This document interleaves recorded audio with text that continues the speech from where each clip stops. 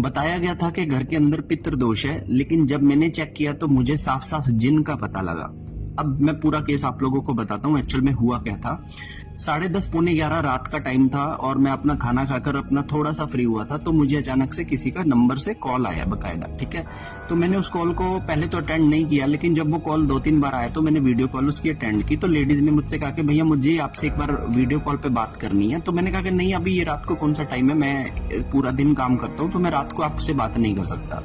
तो उसने कहा कि बस मुझे आपको कुछ दिखाना है, उसके बाद आप फोन रख देना और फिर आप कल बात कर लेना, क्योंकि जो दिखाना है वो बहुत जरूरी है। मैंने कहा चलो ठीक है, कर लो। तो उसने व्हाट्सएप पे मेरे को वीडियो कॉल की रात को। ठीक है, तो उसने अपना घर मुझे दिखाया। तो घर तो नो डाउट जैसे 1 BHK फ्लैट होते हैं वो ठीक था, लेकिन घर के अंदर जब उसने अपने एक कमरे में कैमरा को लेकर गई ना, तो मैंने देखा कि उसका पति वहां पर एक तो पूरी तरह से नशे में धुत था और पूरा बिना कपड़ों के बेड पर लेटा हुआ था। ठीक है, और उस कमरे में जितने भी कपड़े थे वो सब वहीं पे पड़े थे। ठीक है ना, अलमारीज के अंदर नहीं थे, सब खिंडे हुए कपड़े थे।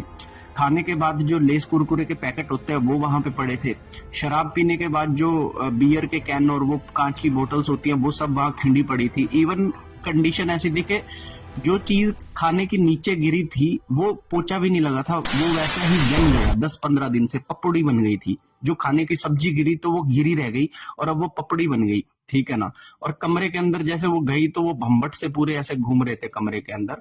तो बहुत दयनीय स्थिति में मैंने देखा। तो मैंने कहा यार ये इसको क्या समस्या क्या है, उससे पूछा तो बोले कि हम ना किसी बाबा से इलाज करवा रहे थे, तो उन्होंने बताया कि पितृ दोष आपके घर में बहुत गहरा है और इनका ये हाल हो जाता है। तो मैंने कहा यार पहली बात तो पितृ दोष जब होता है ना तो कभी भी ऐसे सिम्टम नहीं आते कि आदमी नंगा होकर इस तरह से लेट जाए और इतनी गंदगी में रहे। मैंने कहा ये जो सिम्टम है ये सारे के सारे जिन्नात वाले सिम्टम है। ठीक है ना, और क्योंकि जिन होता है ना उसको गंदगी पसंद आती है, और अगर आपको वो जो भी बाबा उसका इलाज कर रहा है अगर वो ये बोल के कर रहा है कि तुम्हें पितृ दोष है और उसके घर में एक्चुअल में जिन बैठा है, तो मैंने कहा तुम तो जो इलाज करवाओगे वो इलाज तो तुमको लगेगा ही नहीं ना, क्योंकि इलाज तुम पितरों का कर रहे हो। घर के अंदर प्रॉपर तुम्हारे जिन घुस के बैठा है, तुम्हारे पति के ऊपर पोजेस करके बैठा है, इतना बुरे हाल में तेरा पति रह रहा है।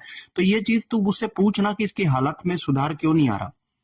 ठीक है ना, तो आपके घरों में भी अगर कभी कोई भी ऐसी नेगेटिव चीज हो रही है या फिर कुछ भी ऐसा हो रहा है ना, तो सबसे पहले कंसल्टेशन आप लिया करो किसी सही इंसान से जो आपको सही चीज बता सके। क्योंकि अगर आप जिन का इलाज पितृ दोष से करोगे तो जिन कभी ठीक नहीं हो पाएगा, और पितृ दोष का इलाज जिन से करोगे तो वो भी कभी ठीक नहीं होगा।